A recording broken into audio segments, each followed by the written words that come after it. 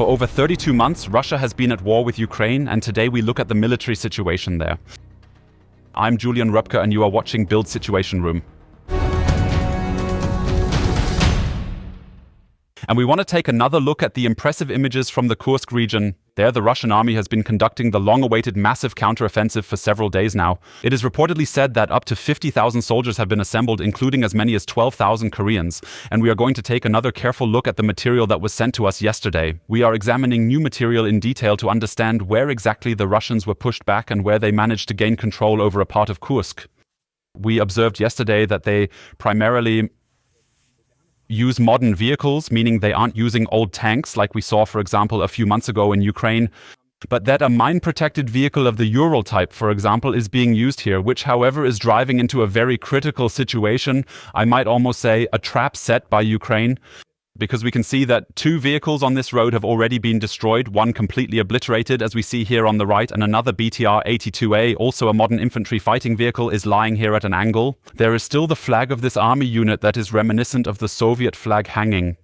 And apparently the wounded from this first attack by Ukraine, or rather Ukraine's defensive action, are supposed to be evacuated here. However, we can observe now that this vehicle is already under attack by Ukrainian drones at the very moment it stops here, which is why the Russian soldiers quickly retreat to safety. So here we are witnessing the attack. Once again, you can clearly see the Ural vehicle and the BTR-82 situated next to it, both going up in flames. This indicates that the evacuation effort the Russians tried to carry out here has immediately turned into a complete disaster for them. And now we see more footage showing us how the vehicle we just saw next to it, if we rewind briefly, namely the BTR-82A, was then destroyed in another action by the Ukrainian army. I'm not quite sure if you can see it clearly, so here is the BTR-82A, and behind it what we just saw, the MRAP, which is this mine-protected vehicle that was actually supposed to be used for evacuation. In the end, both of these vehicles were destroyed by the Ukrainian forces. The video footage was recorded near the area of Pogrebki, and we are now watching more footage that shows how the Russian attack was either prevented or effectively suppressed there. According to reports from Ukrainian sources, more than 30 BTR-82As were deployed in this area, with 28 of them either being destroyed or damaged, thereby significantly weakening the enemy presence. And right here, we can now observe this truly bizarre and unusual form of chaos that the Russians seem to have attempted to create here, or perhaps it was unintentionally brought about. They simply wanted to use sheer mass. Armored personnel carriers had never been used all at once to advance in Kursk. They wanted to overcome the Ukrainians here. Here, the armored personnel carrier is struck by a kamikaze drone for the very first time, but it still continues to drive on. And for reasons that aren't entirely clear right now, the damaged tanks ended up driving to a single location, which subsequently turned into an absolute bottleneck situation. Namely, this specific road where you can clearly see the big lake on one side and the dense forest on the other side. And right in between those two things, there was quite a serious traffic jam of these partially already damaged, yet also partially destroyed vehicles of the Russian army. And we'll soon see how the Ukrainians strategically exploited this situation and proceeded in a relatively aggressive manner, aiming to cause the greatest possible amount of destruction in this context. We can now see from a different angle that we've just observed another explosion here. 1, 2, 3, 4, 5 armored vehicles all just standing there now, unable to move forward or back because some of them are no longer operational.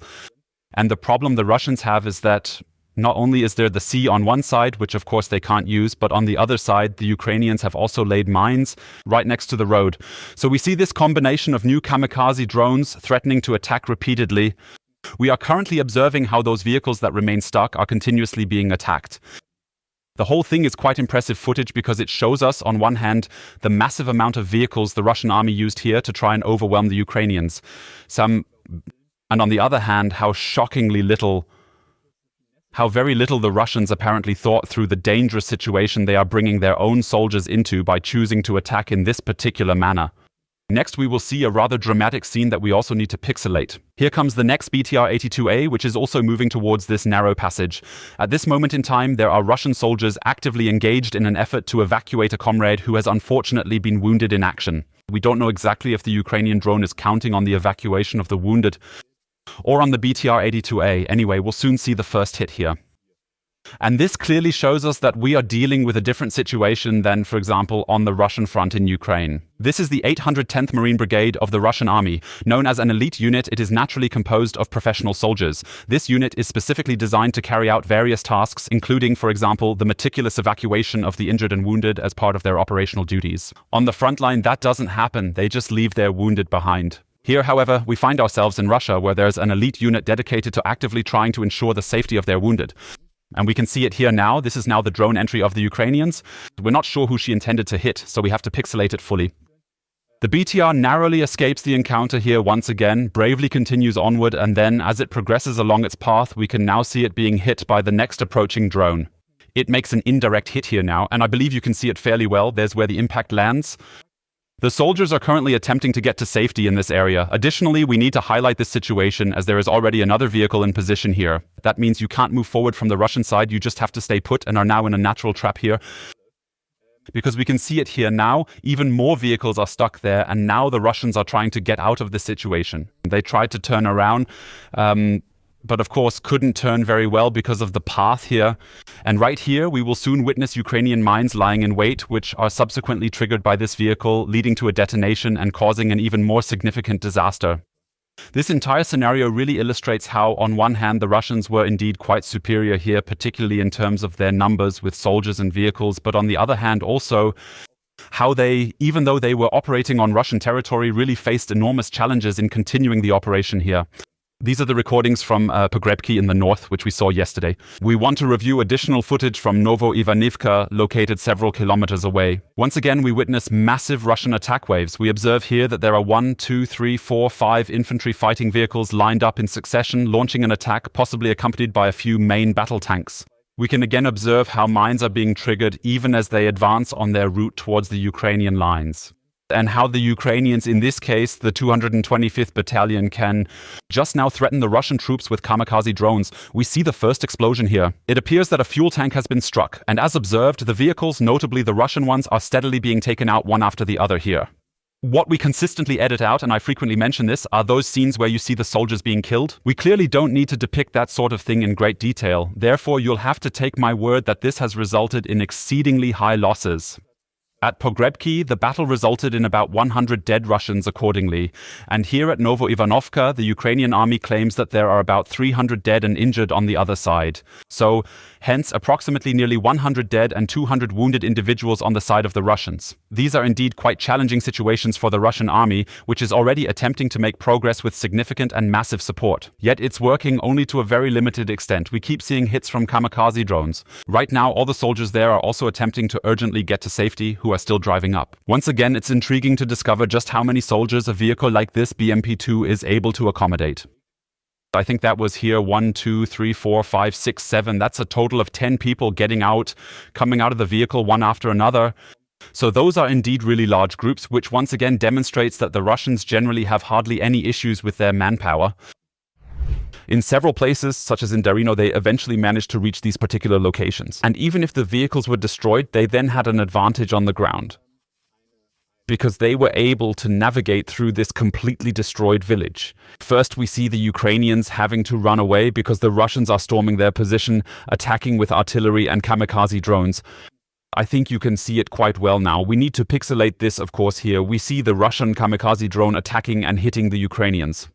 In the end, the Russian forces were able to successfully take control over these very thoroughly devastated villages. And anyone who, just a few months back, believed that the Russians might perhaps not do to Russia what they did to Ukraine, now feels seriously deceived. For Putin, it's absolutely acceptable or even a viable option to completely obliterate these towns and raze them to the ground before attempting to bring them back under full Russian control once again. In this particular context, the army successfully manages to advance into Darino and additionally to reassert control over this very small village once more. Let's take another look at the map and observe the changes in the front over the past 3 to 4 days since this large-scale Russian offensive has been underway. We observe that just to the north of Malaya Lochnia, in the vicinity of Pogrebki, the Russians have managed to make some noticeable progress. We observe that the fighting continues to persist here at Novo-Ivanivka. Furthermore, we also see that the Russians managed to successfully capture some territory here at Darino. One must not be deceived that light blue actually means we have a kind of gray zone, that there are fights happening there. That's definitely not any less under Ukrainian control, but genuinely lies in the space between the two battling parties that are active and present here. Therefore, the situation in Kursk continues to be dramatic for the Russian as well as the Ukrainian army. However, the Ukrainians have the advantage that following their assaults, and this can actually be verified through the visual evidence, that they managed to destroy up to 56 Russian tanks and armored infantry vehicles here in less than a week. And you must not forget, these would all be tanks and armored personnel carriers that would otherwise have been deployed in Donetsk or attacked Sumy. We remember the Ukrainians also say that a reason for this offensive in August was the fear that the Russians might actually target Sumy, specifically this region located in the northeast of Ukraine, could attack. So even if many things might not have worked out as planned, like for instance not being able to secure as much territory as desired, we remember Ukraine had attempted to bring this entire area south of the Sime, including the cities of Tyotkino, Glushkovo and Koronevo, under their control. That all didn't succeed, but even now, over 3 months later, they continue fighting on Russian soil and effectively manage to tie down thousands of Russian soldiers here each and every day, at least when the Russians attack, to effectively destroy about a dozen Russian vehicles daily. And that's already something that clearly benefits the Ukrainians, as otherwise they'd have to handle it on their own territory, which would undoubtedly be harder. We are planning on moving from Kursk to the neighboring region of Belgorod, and we have surveillance camera footage from just a few days ago, which we want to show you. And this surveillance camera shows a residential building in Belgorod, and it also shows a playground. This playground is right in front of the residential building.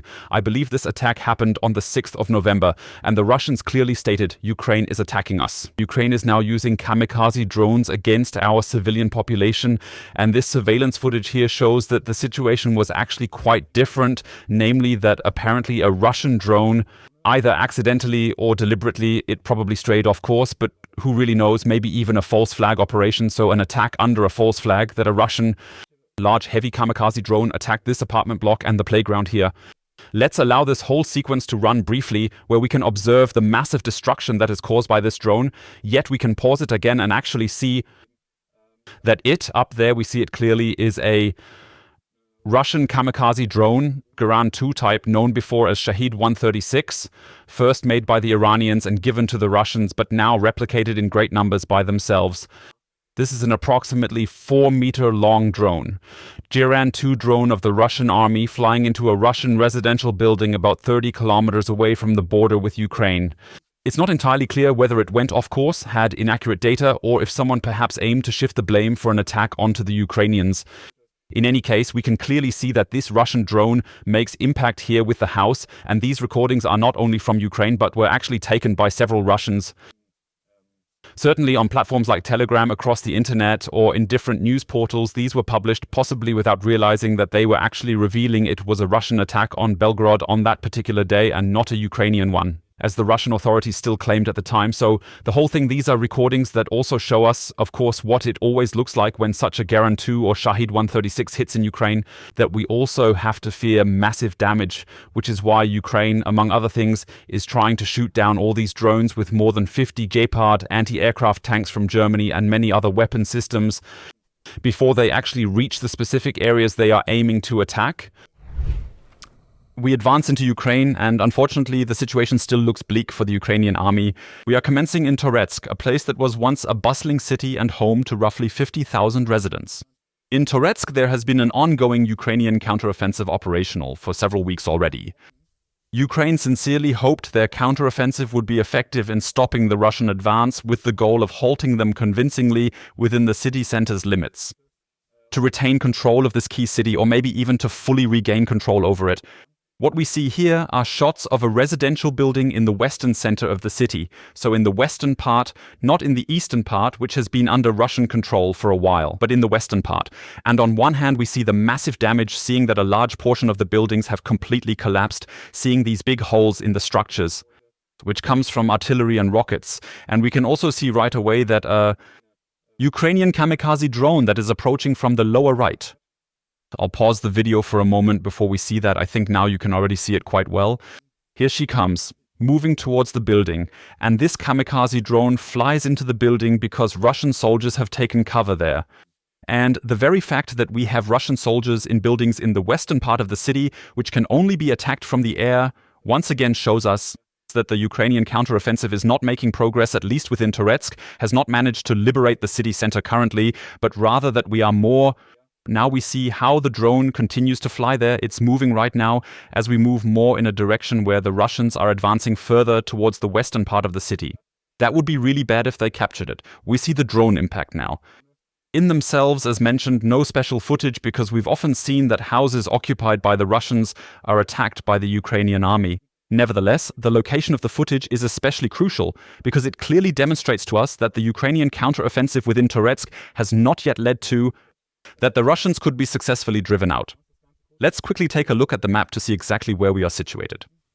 And the hope for Ukraine was actually that by making counter movements, counter attacks in this direction and from this direction, they might be able to push the Russians out of Torezk again. What we just witnessed were recordings that were taken directly below this name tag.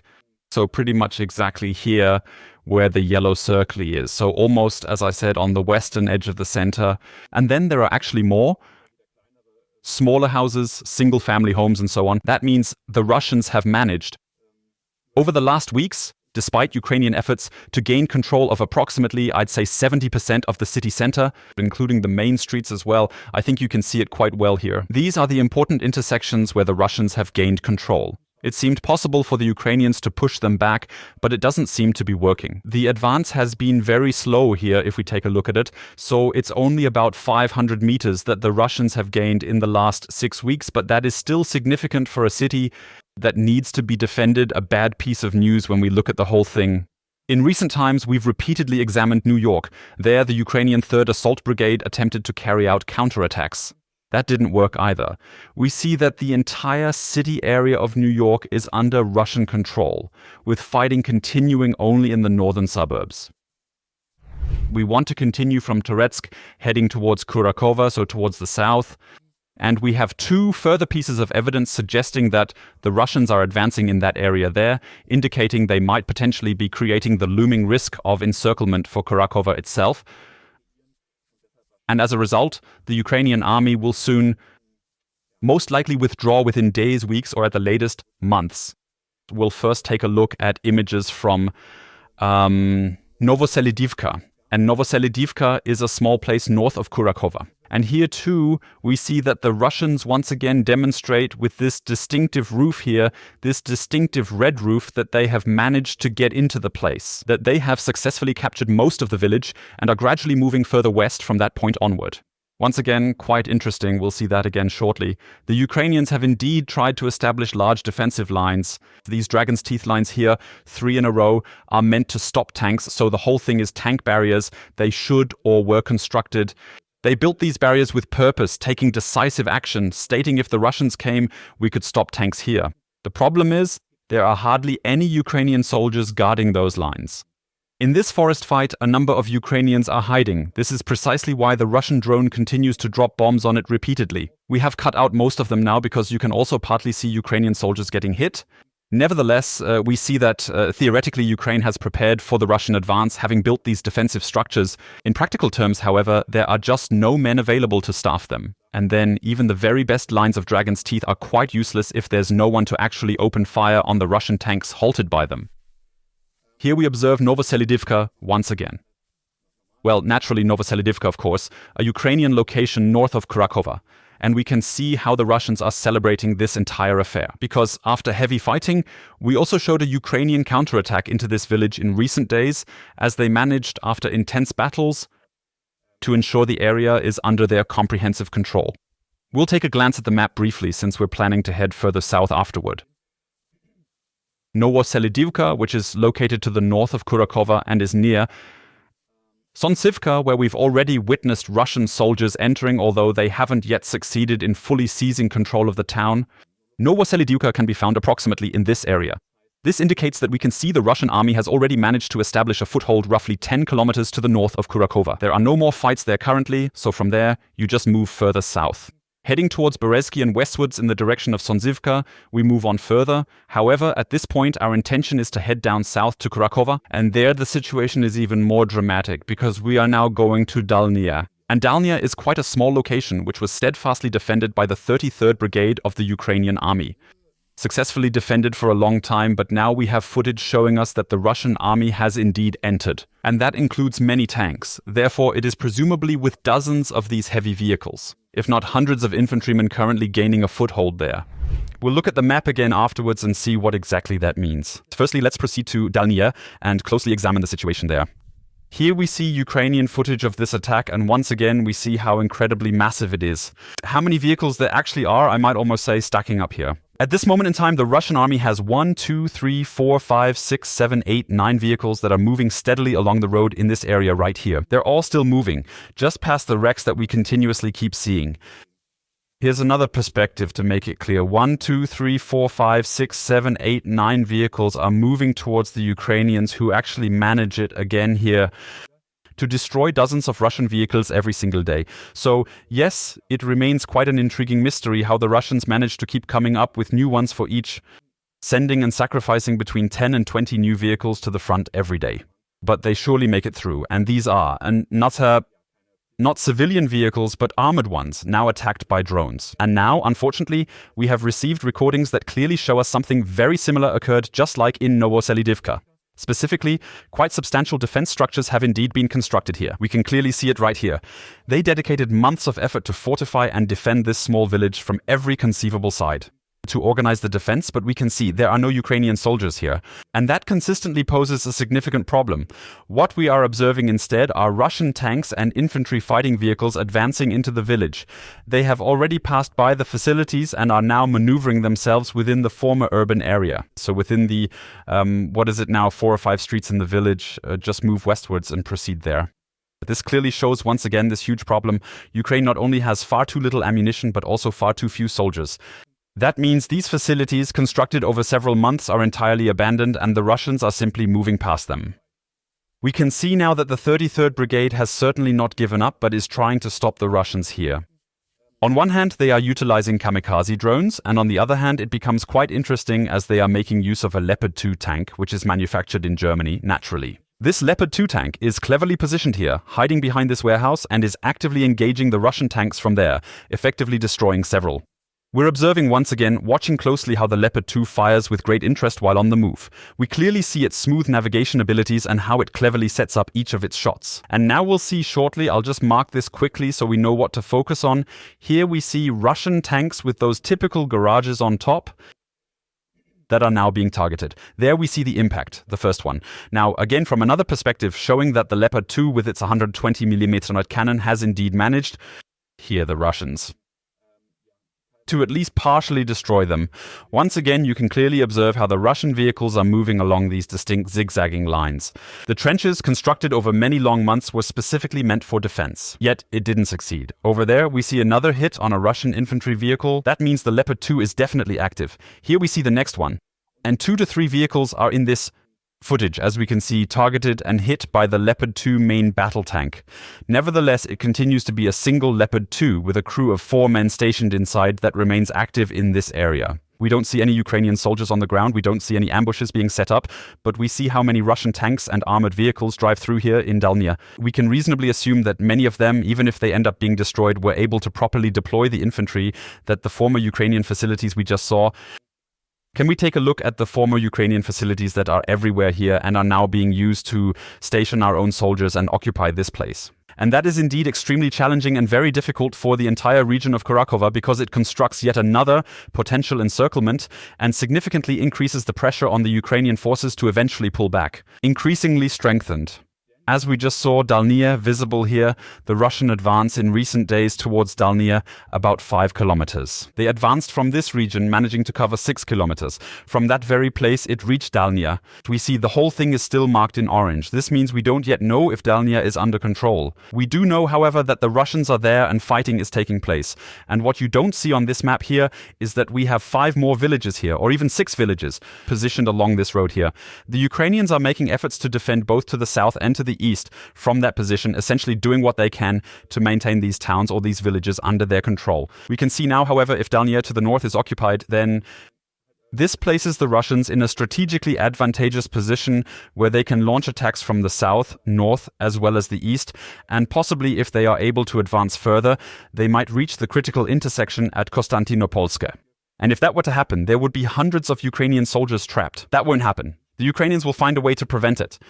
Therefore, it is reasonable to assume that this front line will soon smooth itself out, so to speak, and that ultimately the Ukrainians will withdraw from there. Should that scenario actually happen, we will face our next significant issue, which involves dealing with a Russian offensive targeted toward Kurakhove from a number of directions, from the east and the south, and if Torezk is captured, which seems likely in the near future, from the north, utilizing the reservoir as part of their strategy. We do see that there's a reservoir there, but there are several dams and bridges, and they are all destroyed.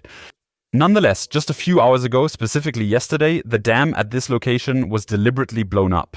That means currently the water is flowing out of the reservoir towards the west, and accordingly it could also be that the level where the lake's water level drops low enough that you can actually cross it, at least in the places where the dams and bridges were destroyed. So you can get across again, and then it would indeed be a very extremely challenging situation for Kurakhove, since they would have to either defend the city from 3 different directions or make the decision to retreat. We want to take a look at another video that the Ukrainians have released, through which they intend to demonstrate that their large drones, the so-called Baba Yaga, are relatively resistant to Russian kamikaze drones. We need to take a quick look at what's happening here. Here we see it. We see how a Russian kamikaze drone is approaching from here. And up there, that big one. I think it's a hexacopter overall, so not a quadcopter, but a hexacopter with 6 propellers, 6 rotors to keep it stable. He's now being attacked by the Russian drone. We can follow that right away. It flies straight there, an air-to-air combat. The Russian drone tries to ram the Ukrainian one. Yet we also see at the end, now we see it, she gets closer and closer to it. We can pause it just for a moment here. So as stated, the Russian drone is here while the Ukrainian drone is over there. The collision is about to occur. We see it here, an explosion in the sky. After the explosion, interestingly, the Ukrainian drone manages to stabilize itself once again, as we can observe here. And we can see it here now. It's still visible, while the Russian one has broken into small pieces and continues flying. And for the Ukrainians, this represents a significant success story. They proudly state that our engineers managed to do it, shown here in slow motion, the Baba Yaga drones, which either deliver supplies or fuel, carry as much as 40 kilos of payload, or even throw grenades at the Russians. These Baba Yaga drones have become so advanced and robust that they are able to effectively withstand and resist these FPV kamikaze drone attacks launched by the Russians. Of course, this remains just a small glimmer of hope for the Ukrainians, who rely on their innovation on one hand, but on the other hand are very dependent on their Western partners, as far as the further defense of the country is concerned. And with the election of Donald Trump, a lot of questions have certainly continued to arise on the horizon.